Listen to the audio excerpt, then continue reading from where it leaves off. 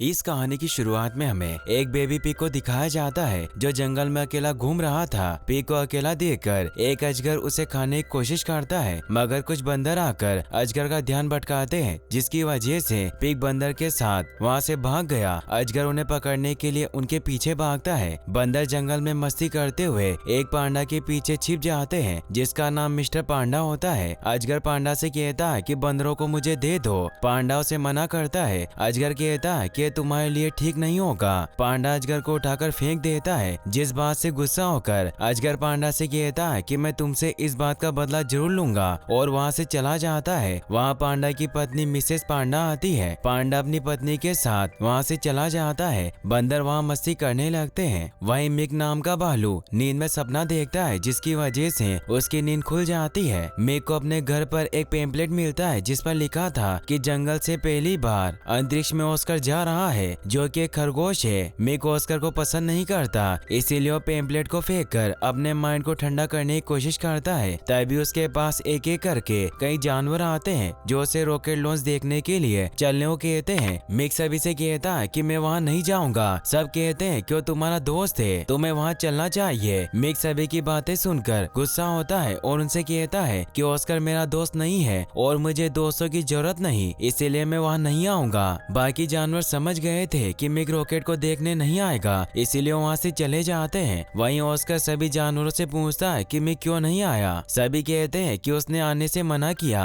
Oscar अपना rocket लेकर उड़ने लगता है और काफी खुश होता है, मगर रॉकेट खराब होने की वजह से वो हवा में ब्लास्ट हो गया था, जो ऑस्कर के लिए एक बड़ा फेलियर था। सभी जानवर सोचते हैं कि ऑस्कर मर गया है। वहीं मिक अपने घर पर था। उसके ऊपर रॉकेट के टुकड़े गिरने लगते हैं, जिनसे बचने के लिए वो छिप जाता है, और थोड़ी देर बाद ऑस्कर भी वहीं आकर बी हाइव्स के ऊपर गिरता है, जिसकी वजह से बी उसके पीछे पड़ गई। जिनसे बचने के लिए मिक ऑस्कर को अपने घर के अंदर ले जाता है। वहीं कुछ क्रेन जानवरों के बच्चों को डिलीवर करने का काम करते थे, जिसमें कार्ल नाम का एक क्रेन था। बाकी एक क्रेन कार्ल का मजाक उड़ाते हैं, क्योंकि उसने पहले एक जेबरा के बच्चे को घोड़े को डिलीवर कर दिया था, और अब वो पांडा के बच्चे को डिलीवर करने जा रहा था। सभी कार्ल से कहते हैं कि इसे भालू को डिलीवर मत करना। सभी वहाँ से अलग हो जाते हैं, मगर तभी हवा में एक बाल्टी उड़ रही थी, जो कि ऑस्कर के रॉकेट की थी। वो कार्ल के सर में फंस गई, जिसकी वजह से वो एक पेड़ से टकरा गया और उसे याद नहीं रहा कि बच्चे को किसे डिलीवर करना है। कार्ल को मिक का घर दिखता है और उसे लगता है कि बच्चा भालू का है, और उसे मिक के घर के बाहर छोड़कर चला जाता है। वहीं मिक ऑस्कर पर गुस्सा होता है, क्योंकि उसकी वजह से सभी भी वहाँ से उड़ गई थी। ऑस्कर कहता है कि अगर तुम बी को सही जगह पर रखते तो नहीं उड़ती। मिक कहता है कि मैं तुम्हारा दोस्त नहीं हूँ, तुम एक फेलियर आदमी हो, जिसके एक्सपेरिमेंट की वजह से मुझे हमेशा परेशानी होती है, और उसे घर से बाहर जाने को कहता है। ऑस्कर कहता है कि तुम सही हो, मगर मैं अब तुम्हारे लिए बिना बी के शहद बनाऊंगा। मिक उसे फिर भी अपने घर से जाने को कहता है। ऑस्कर कहता है कि मेरा घर पूरी तरह से बर्बाद हो गया, क्या मैं कुछ दिन तुम्हारे साथ रह सकता हूँ। तभी उन्हें बच्चे के रोने की आवाज आती है, जिसे देखने के लिए वो घर से बाहर आए। उन्हें बाहर एक बेबी पांडा दिखाई दिया। ऑस्कर बेबी की टोकरी में से एक नोट उठाकर पढ़ता है और मिक से कहता है कि तुमने इसे क्यों मंगवाया। मिक कहता है कि मैंने इसे नहीं मंगवाया। तभी बच्चा रोने लगता है। मिक ऑस्कर से कहता है कि तुम इसे कैसे भी चुप करवाओ, मैं बच्चों को रोता नहीं देख सकता। ऑस्कर कहता है कि इसे शायद भूख लगी होगी, हमें इसे दूध पिलाना होगा,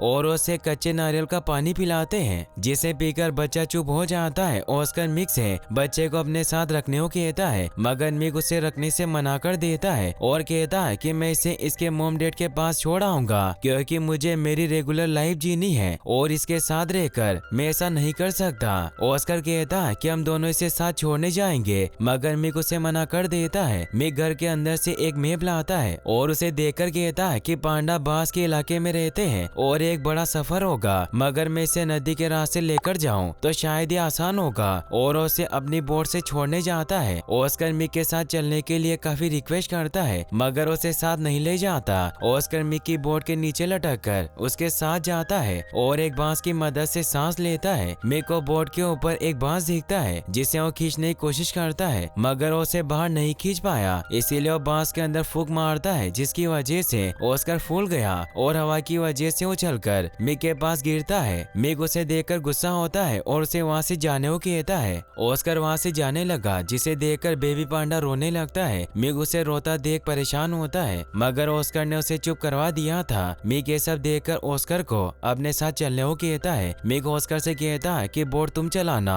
मैं सोने जा रहा हूँ और ध्यान रखना कि बच्चा रोए नहीं, और वो सोने चला जाता है। ऑस्कर के पास डुक नाम का एक पेलिकन पक्षी आता है। उसकी आवाज सुनकर मिक भी वहाँ आ जाता है और उसे वहाँ से जाने को कहता है। डुक कहता है कि मैं बस यहाँ चाय पीने आया हूँ। मिक कहता है कि आज हम किसी को चाय नहीं पिलाएंगे तो तुम जा सकते हो, मगर बेबी पांडा फिर से रोने लगा। बेबी ऑस्कर के चुप कराने से भी चुप नहीं होता। डुक तभी एक स्टोरी सुनाने लगता है जिसकी वजह से बेबी चुप हो गया था। मिक डुक को भी अपने पास रुकने को कहता है। रात होने की वजह से सभी नदी के किनारे रुक गए थे। वहीं जनुस नाम का एक वुल्फ जंगल से काफी डरता है, जिसकी वजह से वो पैरालाइज हो जाता है। तभी उसे एक आवाज सुनाई देती है। वो उसे पूछता है कि तुम कौन हो। जनुस के सामने उसके जैसा एक चमकीला वुल्फ आता है और उससे कहता है कि मैं तुम्हारे अंदर का डर हूँ, जिसकी वजह से तुम पैरालाइज हो जाते हो। जनुस कहता है कि मैं तुमसे काफी परेशान हूँ और तुम मेरे दिमाग का वहम हो। डर कहता है कि मैं रियल में हूँ और मैं तुम्हें छूकर दिखा सकता हूँ, क्योंकि मैं तुम्हें छोड़कर कभी नहीं जाऊंगा। जनुस वहाँ से डरकर भाग जाता है। वहीं मिक और उसके सभी साथी सो जाते हैं। मिक एक बुरा सपना देखता है, जिसकी वजह से वो डरकर चिल्लाता है और ऑस्कर से कहता है कि कुछ गलत होने वाला है, तुम मुझ पर विश्वास नहीं करोगे, पर मैंने सपने में देखा था कि तुम मेरे बेटे हो और वो एक खतरनाक सपना था। मिक और ऑस्कर बोट के अंदर जाने लगते हैं और डुक से बेबी पांडा का ध्यान रखने को कहते हैं। जनुस भागकर मिक के पास आता है और डर की वजह से वो पैरालाइज हो जाता है। मिक उससे पूछता है कि तुम्हें क्या हुआ।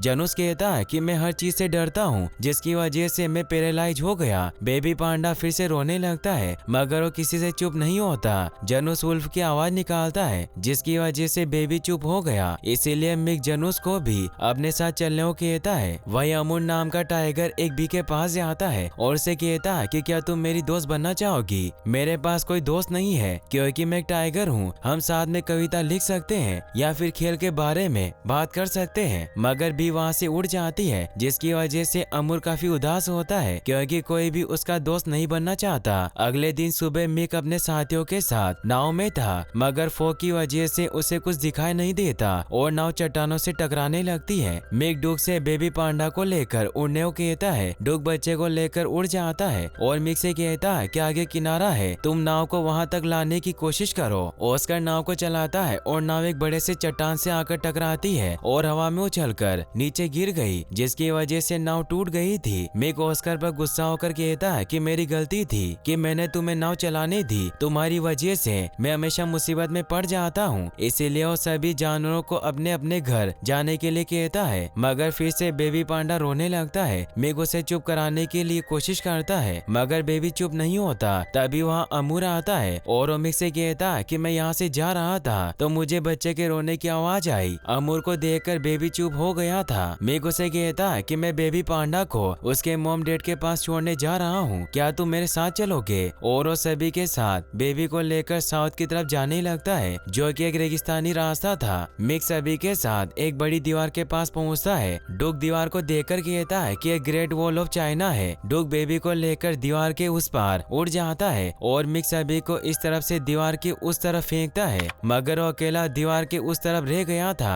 इसीलिए वो एक लकड़ी पर खड़ा होता है और डुक से लकड़ी की दूसरी तरफ पत्थर गिराने को कहता है, जिसकी वजह से वो चलकर दीवार को पार कर लेता है। मिक बेबी को नीचे रख देता है। बेबी पांडा टोकरी से उठकर चलने लगता है। बेबी को चलता देखकर सभी काफी खुश होते हैं, मगर तभी उनके पीछे से कुछ हाथी दौड़कर आते हैं, जिनसे बचने के लिए वो भागकर छुप गए थे। मिक कहता है कि हमें रुकने के लिए कोई जगह ढूंढनी होगी और ऑस्कर बच्चे का ध्यान रखेगा। सभी सो जाते हैं और ऑस्कर बच्चे को लोरी सुनाता है। बेबी पांडा ऑस्कर को पापा कहकर बुलाता है। ऑस्कर कहता है कि कल तक तुम अपने मॉम डैड के पास चले जाओगे और वो सो जाता है। अजगर बेबी पांडा को देख लेता है और उसे मिस्टर पांडा से बदला लेना था, इसीलिए वो बेबी पांडा को उठाकर अपने साथ ले गया। मिक एक बुरा सपना देखता है, जिसमें सभी जानवर उसे अपना डैड बोलते हैं, जिसकी वजह से उसकी नींद खुल गई थी। मिक देखता है कि बच्चा वहाँ नहीं है। वो ऑस्कर से बच्चे के बारे में पूछता है। ऑस्कर बच्चे को ढूंढने लगता है, मगर उसे बेबी कहीं नहीं मिलता,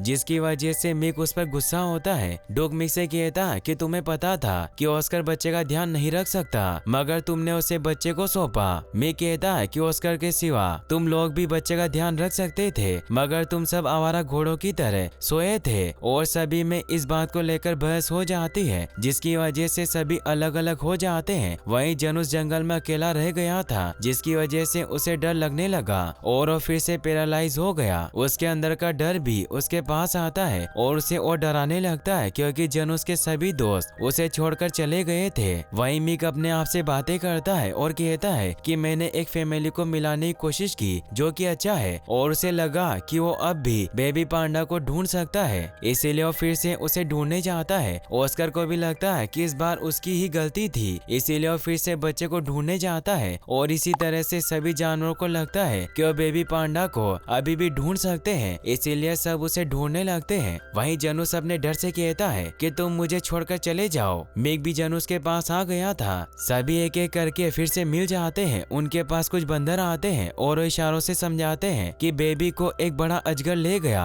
उनके इशारे ऑस्कर समझ गया था और वो सभी से कहता है कि एक अजगर ने बेबी को पकड़ लिया। मिक बंदर से पूछता है कि क्या तुम्हें पता है कि अजगर बेबी को कहाँ लेकर गया होगा। बंदर उसे अपने पीछे आने को कहते हैं। वहीं अजगर अपनी गुफा में बेबी पांडा से कहता है कि तुम्हें रोने की जरूरत नहीं, मैं तुम्हें खा जाऊंगा। अजगर को किसी के बोलने की आवाज आती है, जिसे देखने के लिए वो घर से बाहर आता है। वहीं डूग और ऑस्कर अजगर की गुफा के बाहर जाकर मस्ती करते हैं, जिन्हें मारने के लिए अजगर उन पर हमला करता है, मगर उसका सर एक पत्थर से टकरा जाता है। अजगर फिर से उठकर मिक को पकड़ लेता है। उसे बचाने के लिए ऑस्कर अजगर से लड़ता है, मगर वो सबको मारने लगता है। अजगर अमूर को खाने की कोशिश करता है, तभी जनुस के सामने उसका डर आता है, मगर जनुस उससे नहीं डरता और उसे डराकर वहाँ से भगा देता है और अजगर को पकड़ लेता है। जिसके बाद सभी मिलकर अजगर को बांध देते हैं और उसे दूर फेंक कर वहाँ से चले जाते हैं। डूग बेबी पांडा को लेकर आता है। बेबी मिक के पास दौड़कर आता है और काफी खुश होता है। सभी जन उसकी तारीफ करते हैं, क्योंकि उसकी वजह से वो अजगर को हरा पाए थे और सभी इस बात से काफी खुश थे। वहीं मिस्टर पांडा एंड मिसेस पांडा अपने बच्चे के घर आने का इंतजार करते हैं, तभी उन्हें बेबी के हंसने की आवाज आती है। वो देखते हैं कि उनका बेबी चलते हुए उनकी तरफ आ रहा है। बेबी को देखकर वो काफी खुश होते हैं और उसे गले लगाते हैं। ऑस्कर कहता है कि मैं बेबी को एक बार गले लगाना चाहता हूँ। बेबी पांडा ऑस्कर के पास आता है और उसे गले लगाकर ऑस्कर और मिक का नाम लेता है। मिक बेबी से कहता है कि तुम बड़े होकर हमसे मिलने जरूर आना, मैं तुम्हें बहुत सारा शहद खिलाऊंगा। मिसेस पांडा भी उन्हें बेबी से मिलने आते रहने को कहती है। मिक और ऑस्कर सभी से बाय करके वहाँ से चले जाते हैं। बेबी उनके पीछे दौड़ता है। वहीं ऑस्कर और मिक अपने घर वापस आ जाते हैं। मिक कहता है कि एक बड़ी जर्नी थी और अपने घर के अंदर जाता है। मिक ऑस्कर को अपने पास बुलाता है और कहता है कि अब हम दोस्त हैं, हम तुम्हारे लिए नया घर बनाएंगे। उसी दिन रात को मिक और ऑस्कर सोए होते हैं, तभी उन्हें बच्चे के रोने की आवाज आती है। वो घर से बाहर आकर देखते हैं, उन्हें एक और बच्चा मिलता है, जिसकी वजह से मिक काफी जोर से चिल्लाता है। मगर ये कहानी यहीं पर खत्म हो जाती है। गाइस, अगर आपको वीडियो पसंद आया हो तो इस वीडियो को लाइक करने के साथ साथ चैनल को सब्सक्राइब जरूर कर लेना। मिलते हैं नेक्स्ट वीडियो में। Thanks for watching.